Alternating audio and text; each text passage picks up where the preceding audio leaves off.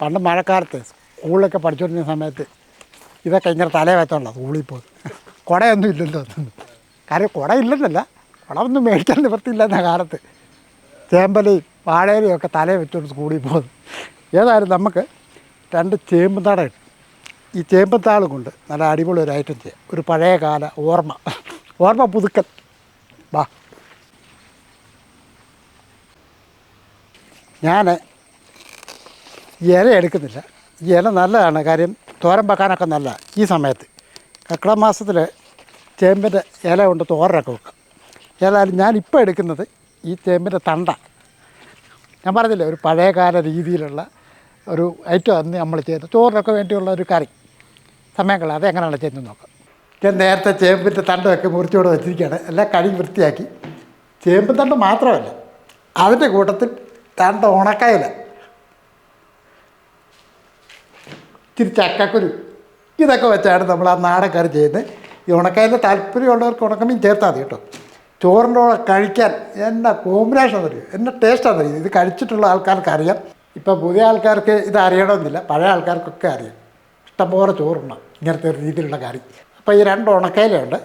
ഇത് നല്ലപോലെ കഴുകി വൃത്തിയാക്കി ഇതിൻ്റെ ഉപ്പൊന്ന് കുറയ്ക്കണം. നശമില്ല, ഇത് വെട്ടിക്കൊണ്ട് കൊണ്ട് കഴുകിക്കൊണ്ട്.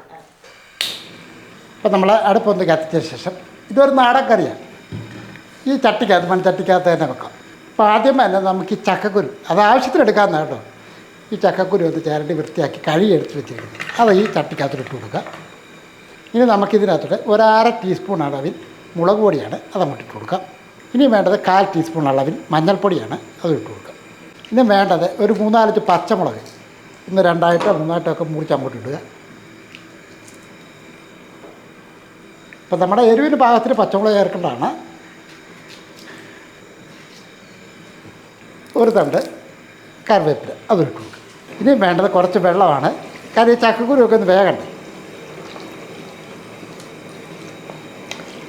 ഇതേപോലെ ഒരു പാത്രം വെള്ളം ഒഴിച്ചിട്ടുണ്ട്. ഇനി ഇതൊന്ന് അടച്ചു വെക്കുകയാണ്, കാര്യം ചക്കക്കുരു വേഗണം, നല്ലപോലെ തിള വരട്ടെ. ഇനി നമുക്ക് ഈ താള് ഒന്ന് റെഡിയാക്കി എടുക്കാം.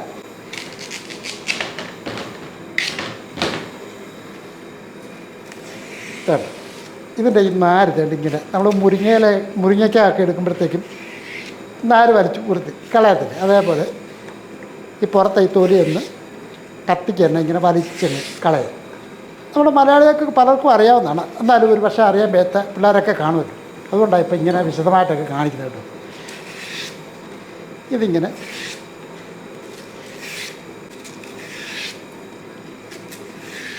ഇപ്പോൾ നമ്മൾ ഈ ചേമ്പ് തണ്ടിൻ്റെ പുറത്തെ തൊലിയെല്ലാം കളഞ്ഞ് ഇനി നമുക്കിതൊന്ന് അരിച്ചെടുക്കാം.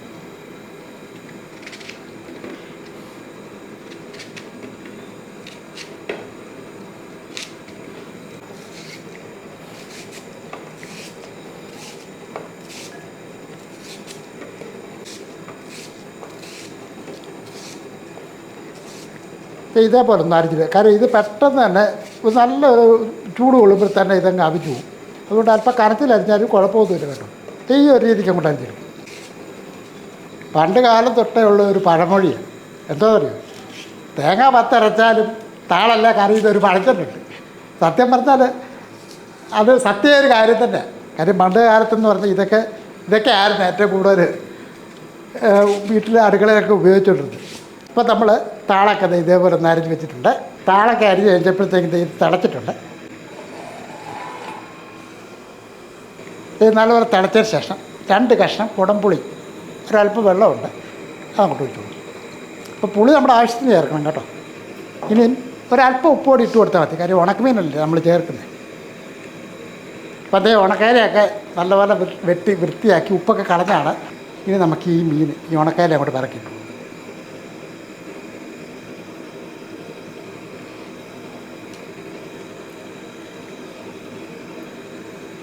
ഈ ബി.പിയുടെ പ്രശ്നമുള്ളവർ ഉണക്കമീനൊന്നും കഴിക്കില്ല കേട്ടോ.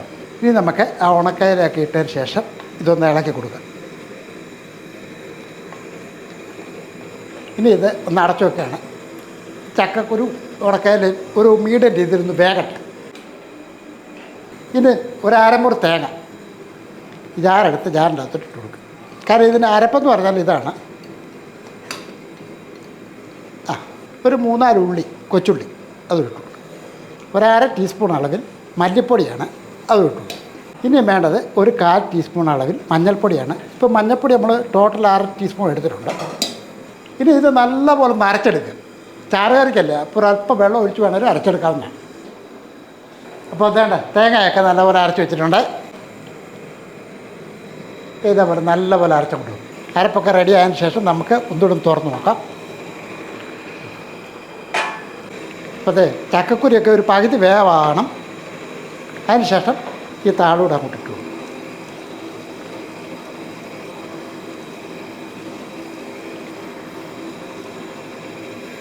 ഈ താള് ഈ ചക്കക്കുരിയൊക്കെ പകുതി വേവായതിനു ശേഷം മാത്രം ചേർക്കുക. പിന്നെ വേറെ ഉണ്ട്, പെട്ടെന്ന് തന്നെ താളങ്ങ് ഒതുങ്ങിപ്പോവും. അതായത് ഇങ്ങനെ കാണുമ്പോഴത്തേക്കും ഒരുപാട് കാണും. നല്ലപോലെ തിള വരുമ്പോഴത്തേക്കും അത് ടപ്പോ തകളാണ്. നമുക്കൊന്ന് ഇളക്കി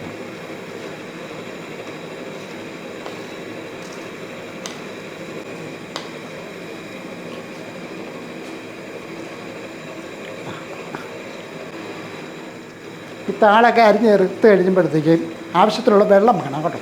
ഇനി ഞാൻ ഒന്നുകൂടെ ഒന്ന് അടച്ചു വെക്കുകയാണ്.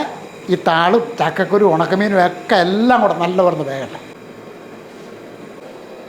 ഇപ്പോൾ ഏകദേശം ഒരു 5-6 മിനിറ്റ് ആയിട്ടുണ്ട്. നമുക്ക് തുറന്ന് നോക്കാം.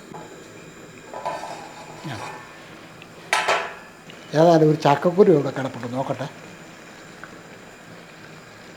കേട്ടെ ഇപ്പം നേക്കാണ്ടല്ലോ താളും അതുപോലെ തന്നെ അതിൻ്റെ അകത്തെ മീനും ഒക്കെ വന്നിട്ടുണ്ട്. ഇനി നമുക്ക് ഈ അരപ്പം കൂടി ചേർക്കാം.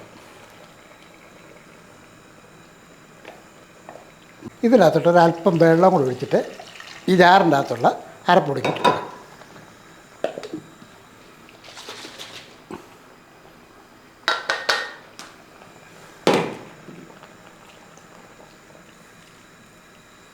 അപ്പോൾ നമ്മൾ അരപ്പൊക്കെ ചേർത്തിട്ടുണ്ട്. ഇനി ഒന്ന് ഇളക്കി കൊടുക്കുക.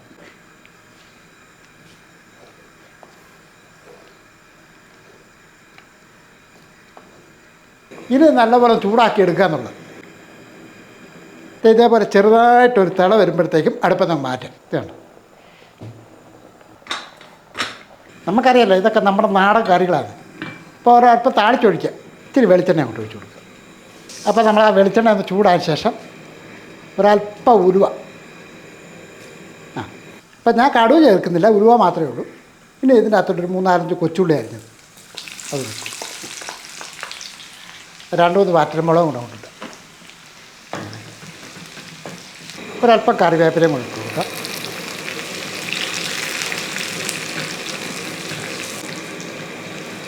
ഒരല്പം മുളക് പൊടിയും കൂടെ ഇതിൻ്റെ കൂട്ടത്തിയിട്ടാണ്.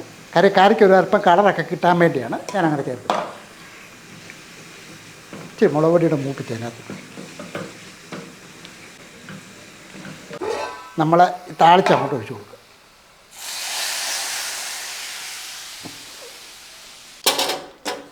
സാധാരണ നമ്മുടെയൊക്കെ വീടുകളിൽ ചോറിന് വേണ്ടി കറി ഉണ്ടാക്കും. പക്ഷേ ഈ രീതിയിലൊന്നും ചെയ്തിട്ടുണ്ടോ? ഇത് തീർച്ചയായിട്ടും ഒരു 1.5 കറി തന്നെ. കാര്യം ചോറ് വേണ്ട എന്ന് പറഞ്ഞ് ഇട്ടിട്ട് പോകുന്ന ആൾക്കാരുണ്ട്, കറി കൊള്ളത്തില്ലെന്നും പറഞ്ഞ്. ഈ താള് ഉണക്കയിലും ചക്കക്കുരും ഒക്കെ വെച്ചൊരു കറി നിങ്ങളുണ്ടാക്കി നോക്കിക്കേ. ആ ചോറ് മുഴുവൻ കഴിച്ചിട്ടേ പോകത്തുള്ളൂ, ഉറപ്പാണ്. കാര്യം അത്ര ടേസ്റ്റാണ് ഈ ഇങ്ങനത്തെ ഒരു രീതിയിലുള്ള കറി. കാര്യം ഞാൻ പറഞ്ഞ കേട്ടെ, ഞാൻ ഒരുപാട് കഴിച്ചിട്ടുള്ളതാണ്. ഇതിൻ്റെ ഒരു കൊതിയുണ്ടല്ലോ, ഇതിൻ്റെ ഒരു ടേസ്റ്റ് നാവിൻ തുമ്പത്ത് പോകത്തില്ല. അത്ര ടേസ്റ്റായിട്ടുള്ള ഒരു നാടൻകറിയാണ്. അപ്പോൾ ഈ കറി നമ്മളുണ്ടാക്കിയ നമ്മുടേതായിട്ടുള്ള രീതിക്കാണ്. തീർച്ചയായിട്ടും നിങ്ങൾക്കത് ഇഷ്ടപ്പെടും. ഇനി ഒരു കാര്യം കൂടെ, നമ്മുടെ വീഡിയോ കാണുന്നവരും സബ്സ്ക്രൈബ് ചെയ്യാനും ലൈക്ക് ചെയ്യാനും ഷെയർ ചെയ്യാനും മറക്കല്ലേ. വേറെ വീഡിയോയുടെ പെട്ടെന്ന് വരാം. ബൈ.